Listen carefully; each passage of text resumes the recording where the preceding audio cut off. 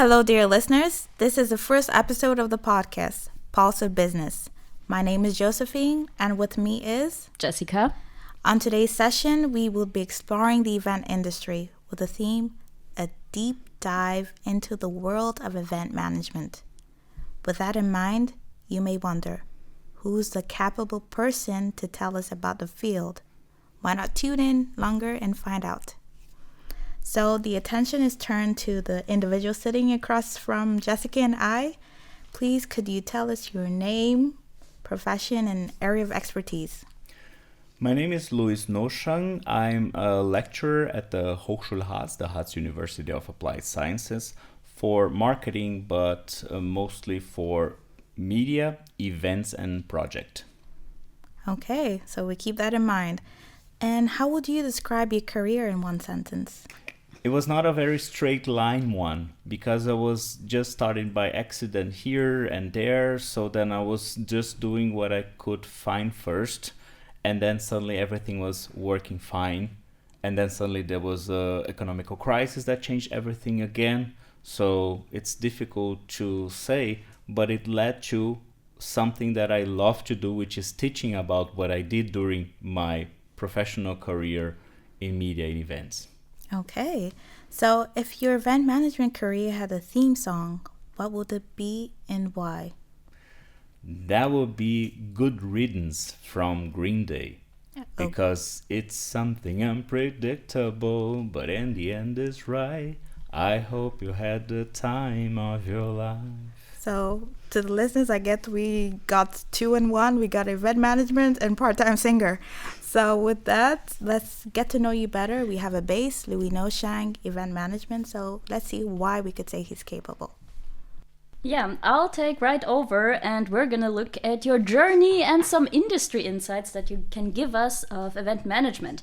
And I will start with my first question. What led you to work in event management? Was it planned? Was it accidental? How did you find it? It was very accidental because I was first planning on working with media. And then suddenly I saw myself working with photography, first back in Brazil, and then I started working with events in Brazil still. And then when I came to Germany, also thinking I was just going to work with media, I ended up at a production company that was working with concerts for TV and cinema. So then I ended up working again in events. So it was not planned. It just happened. That sounds really, really interesting. And when it comes to events, what was the first event you ever organized, even before doing it professionally? Was there something, or did you just start doing it professionally?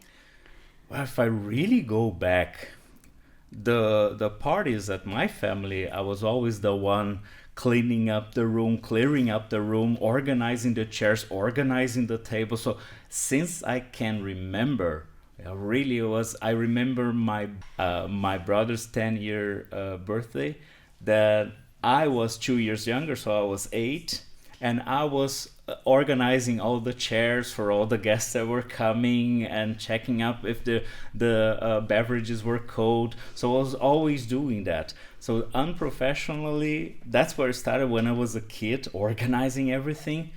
And then later, when I started working with photography, I started working more with events as a photographer. But at the end, I was organizing a lot of those events as well. I could never see someone that didn't help and I would not help them. Or if I see that was something going different that it could, in my head at least, be.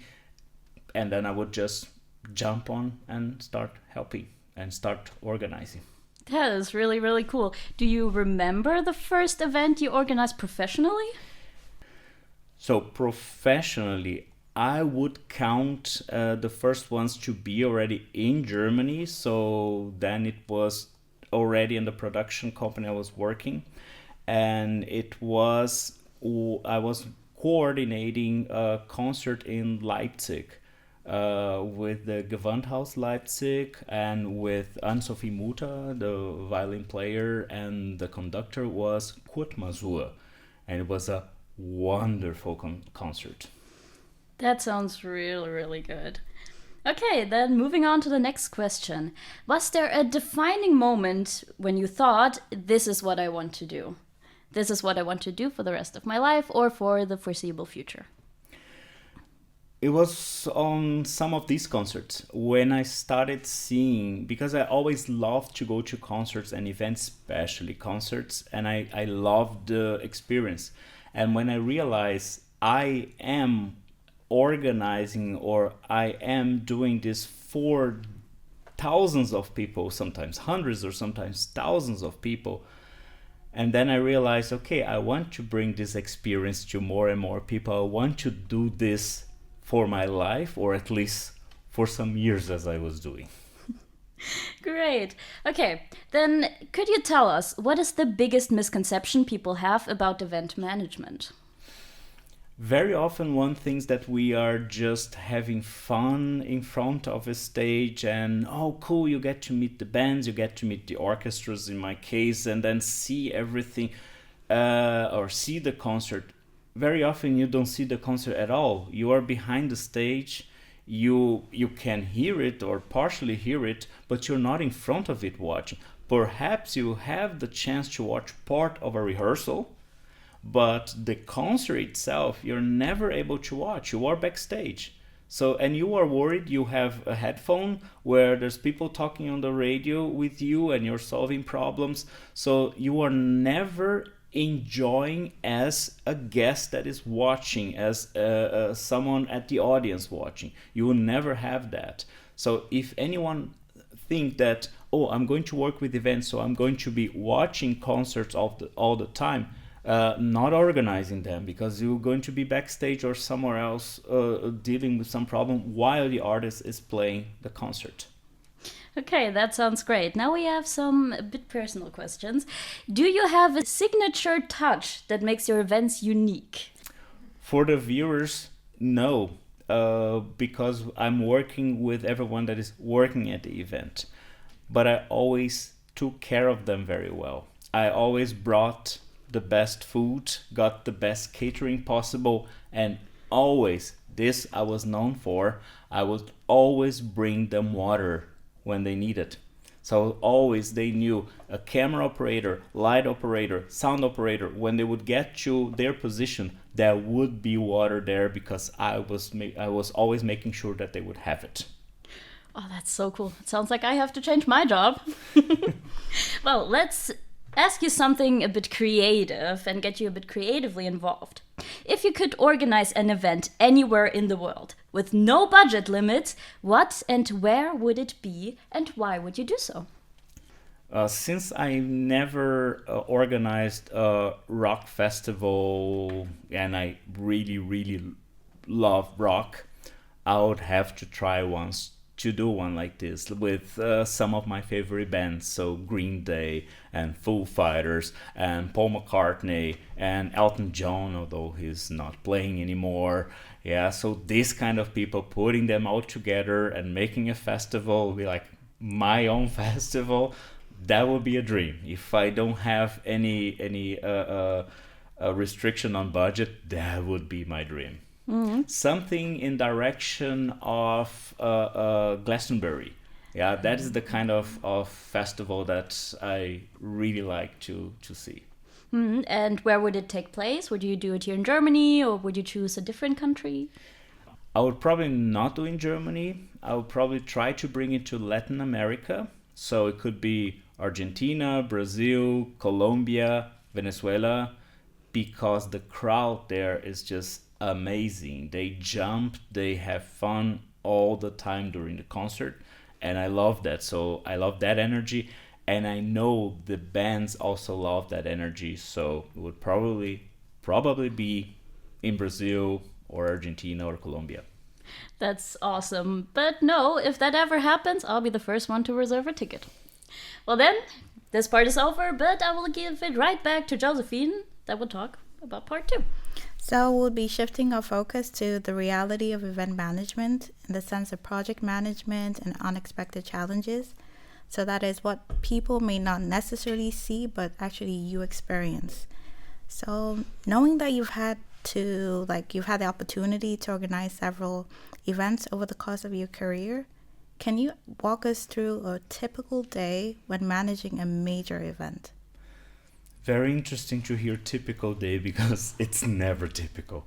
A typical thing when you are working at an event, so the days of the event, you are going to wake up very, very early. And if you're lucky, you are going to bed on that same day. Usually you're not going to bed at that same day. It will be already past midnight the other day if you get to go back to the hotel at all. Because if you're organizing the event as a production manager or as a location manager, you're usually the first one to arrive and the last one to leave. So there will be people installing sound, installing lights, installing audiovisual equipment, and you need to be there all the time. They will not be there all the time, but you need to be there all the time. So a typical thing will be, you are not going to sleep much. You're not going to have a lot of time to eat as well or to have breaks. You'll be dealing with issues, problems, or communicating, telling people what to do all the time. That is the typical part of it. Because everything that happens, it's usually new. It's a new location, new problems or new solutions, new ways to see things, or new technology you're dealing with. So it's every time, every event is new. It's hard to say typical on events. Okay, so if I understood you correctly, it's not typical, so we could take away like there's a need for a new, understanding the environment. Okay, so what is the most underrated part of your job that people don't see?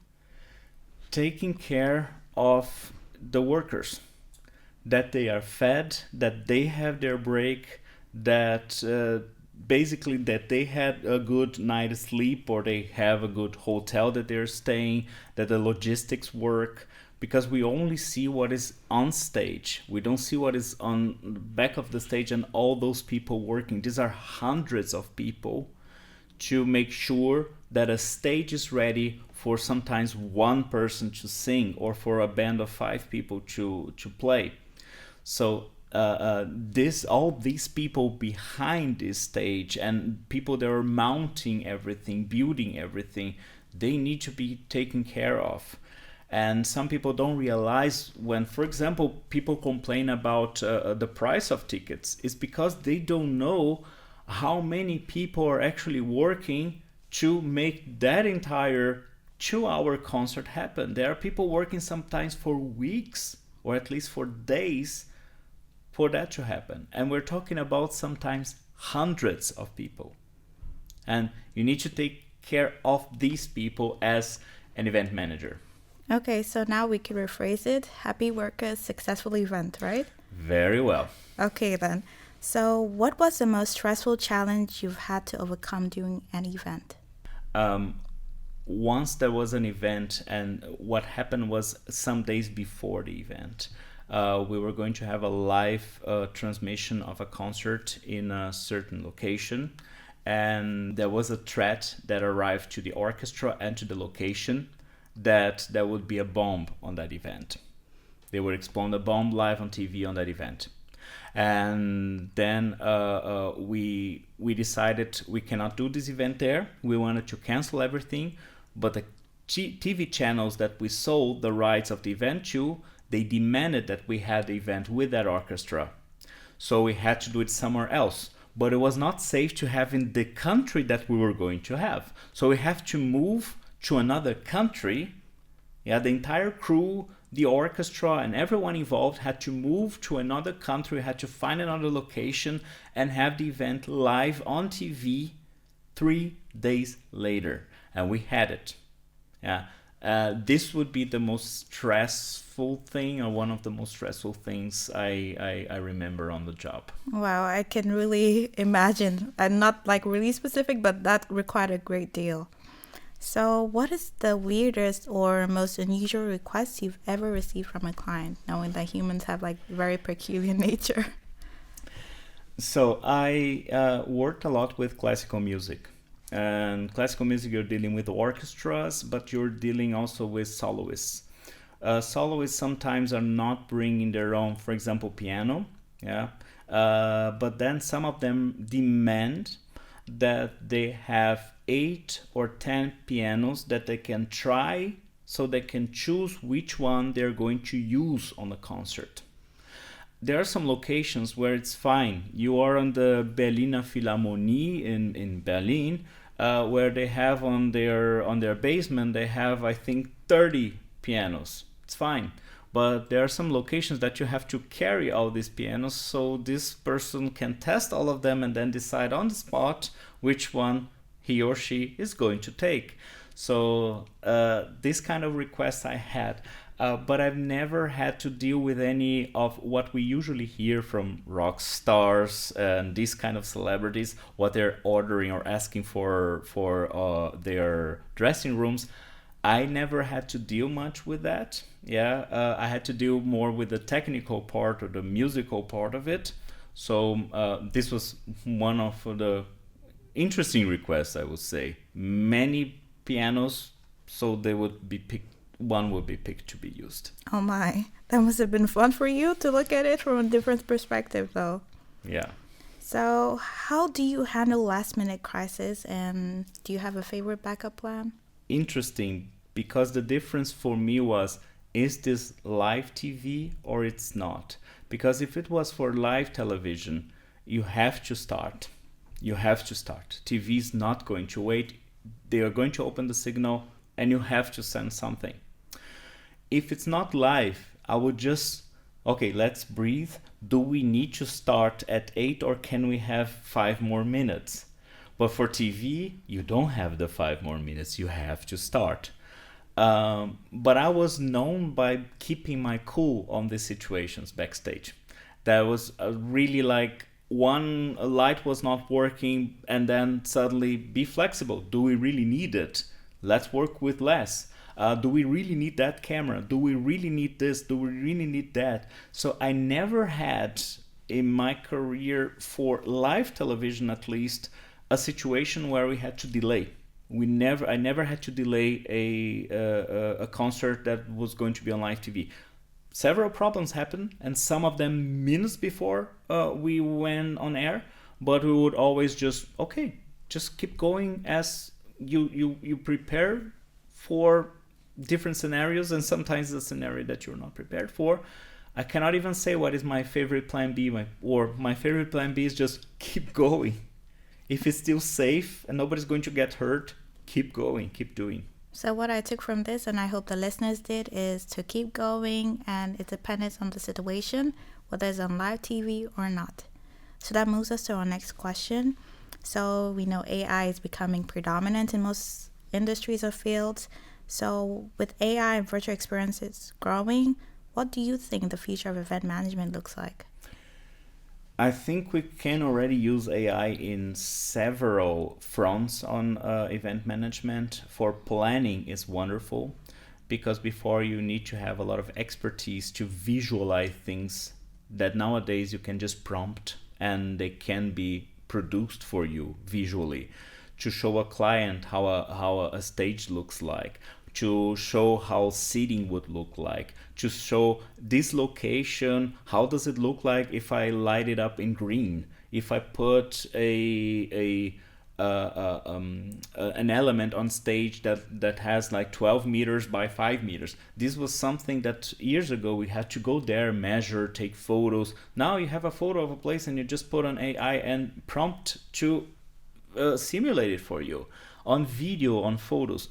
This is one. Another one is also running orders that we always need to produce for concerts, for events, that how long everything is going to take. For example, it used to be done and still done manually. Nowadays you can just make a prompt and ask for a complete running order, something that will make sense on the time as well. How long is a song? How long will be the applause? How long will the artist take to come in and go out from the stage? Make also AI analyze multiple videos of that artist and see how long they would take to introduce themselves or to get out of the stage. And this we can gain a lot on precision, on precision of timing. And we can go on with budget, with risk management. There is so many possibilities that we can use AI already nowadays on event management.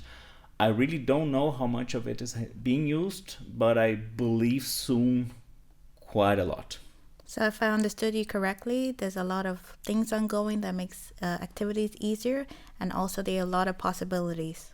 That's what I suppose. I'm not in the industry anymore, so I don't know exactly what has been used, and it is quite new, the technology. Most event managers do not have time to keep learning new technologies as they go, so they'll probably need a break first to actually learn how to deal with this and implement it. I don't think they would just learn on the go as we are doing on academia, for example. Okay, that's noted. So with all this experience we've gathered, what will you say is a lesson you learned the hard way in your career? So this might not be the most important lesson I learned the hard way, but always communicating and asking questions. Because once, for example, I did not know that a certain airport in a certain city did not have any public transportation or taxis available during the night, and my crew was arriving during the night. And then suddenly I started getting calls and say, how the hell do we get to the city? Because there's nothing here for us to go to the city. And then I had to, in the middle of the night, arrange a van to pick them up somewhere. So then, okay, nowadays we laugh about it, but once you arrive at an airport and you're expecting transportation to go to your hotel because you're already tired, you came from another production that you were, that's not a good deal. So yeah, you learn that the hard way. So if I could say, that means after that experience, you ensure that over like other events you manage, okay, the transportation is settled. You had to look into that more precisely then. Exactly, until you make the next mistake. Okay, I hope you're listening. You need to keep that in mind if you want to go to event management. No detail is too small. Yeah, keep making mistakes and learning from them. True. So have you ever pitched an amazing event idea that got rejected? Yes, I did. One concert I really want to happen was a concert with video game and film music with a big orchestra. And I pitched that idea years ago, and that idea was rejected. And a couple of years later, I was working in post-production in another company, and then suddenly a project is in front of me, and it was exactly the idea I pitched years before. The concert was already done, and I was working on the mastering and finalizing the videos of that concert. Oh my, so based on that, did it turn out to be great? The production, yes, I loved it, and I still don't understand why they didn't take the idea when I first told them to do about 6 years before that actually happened. Oh, that's remarkable. So with that being said, I turn it back to Jessica. Yeah, let's talk about some fun and crazy event stories that you can share with us. Now, first, some unexpected and hilarious moments, obviously. What is the strangest or most extravagant event you've ever attended, not managed? Well, one that I was really impressed was as a guest, so in the audience, was Adele's concert in Munich. Yeah, that was unbelievable. 80,000 people, the biggest LED screen ever. The sound was amazing. Adele was amazing. So everything was fantastic. So I have to say, I've seen a lot of events, a lot of concerts in my life, but that one was visually very impressive. Very impressive. When you've been there, did you ever think that you could also or want to do something like that, something this big? Yes. Yeah, always when I go to an event that I really like, I always think, ooh, I could still be working with this and doing this. But then a couple of days later or hours later, I am back at a classroom, and then I realize why I'm not there anymore. I love teaching more. That's great to hear, because we love to have you as a professor. So let's go to a next question. Have you ever had an event go so smoothly that it made you suspicious that something is wrong? I did have events that went very smoothly, but I was never suspicious because I was working always a lot to make sure everything went smoothly. So for me, it was just a confirmation of a job well done. Yeah, so everything went as planned. Never happened as planned, but whatever happened, we had a plan B, or it just fixed by itself. And but I was never suspicious because I know, well, sometimes plans do work. Sounds great. Work hard and get the results. Yep. So, the next question is, what's a time when something very small turned into a massive disaster? Well, once actually it did not stop an event from happening, but it stopped us from doing. I sent an email to the wrong address, and then the information got then mistakenly to the wrong person, and because of that our company didn't take the event, and so the event happened but not with us. Oh, that's not that Pay great. attention on where you're sending the email to. Very, very good to know, especially for our students, because that happens too. Always check if you have the right professor. Okay, now last question for this part. What's the funniest misunderstanding you've had while planning an event? So, back when booking hotels online was just starting, yeah, sometimes hotels or places were not well tagged on websites. So it could happen, or it did happen, then you booked a hotel in the wrong city because whether it was our mistake or it was the website mistake that was not very well informed. It looked like the hotel was in city A, but it was actually in city B, which was not even close. Yeah. Oh no. Well, let's end with this part, and I'm giving it over to Josephine. So let's throw the event industry real or world game. So we have the theme Wheel of Fake.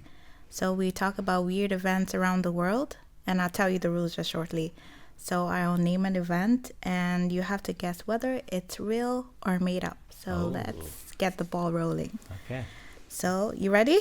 Yep. I'm not keeping scores though. The Ice Golf World Championship in Greenland. Would you say it's real or fake? The Ice Golf Ice World. golf. I think it's real. Okay, you ready for the reveal? Yeah. It is real.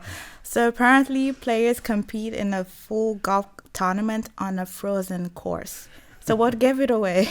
Well, ice in that region, yeah, it's not. It would be then in Germany has ice, but not so much. Or in Brazil, for example, then it would not happen. Okay, so the next one. The Great Teacup Balancing Race in Japan. Fake. Are you sure it's fake?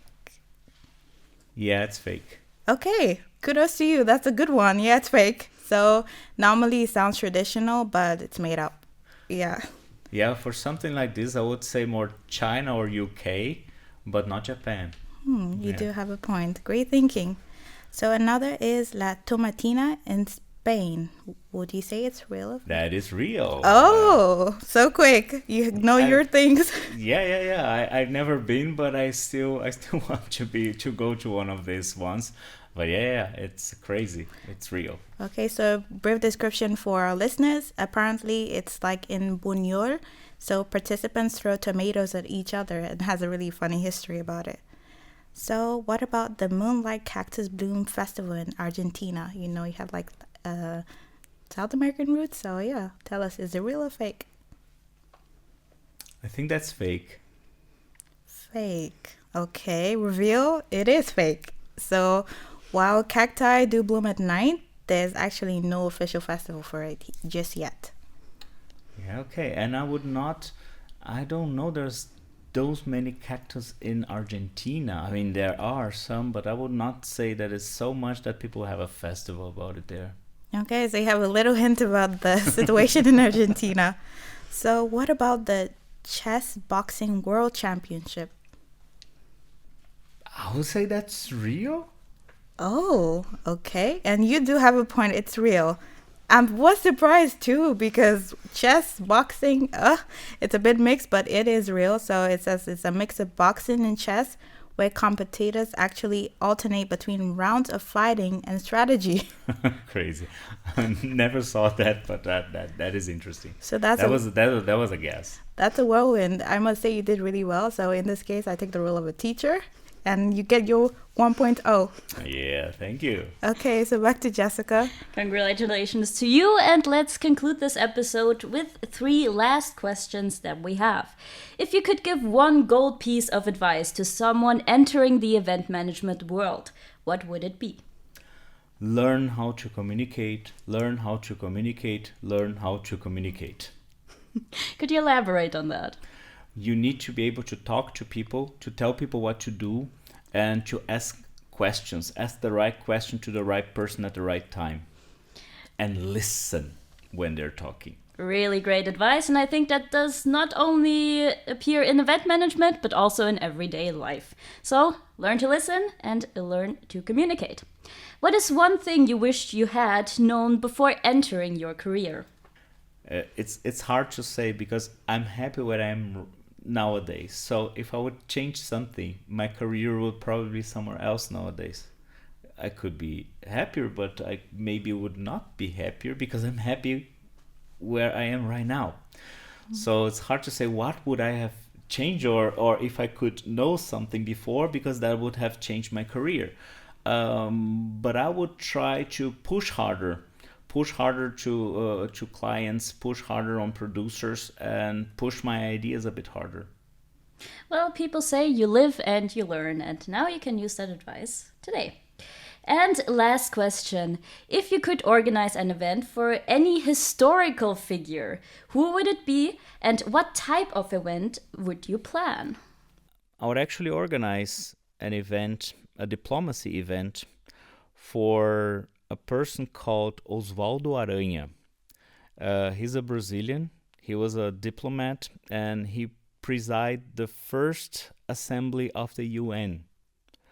So I have a lot of respect for this particular person because it put Brazil in a map of the world of diplomacy. And I think he deserved more credit than he had. So yeah, would be an event celebrating the diplomacy of Oswaldo Aranha. Okay, with that, I will conclude our first podcast episode. Thank you so much for Louis Noschang, and we heard a lot about event management today. Obviously, there's further episodes to come. If you want any updates or behind-the-scenes content, you can follow our social media account on Instagram, pulse.of.business, and get any further updates. Thank you for today, and see you next time.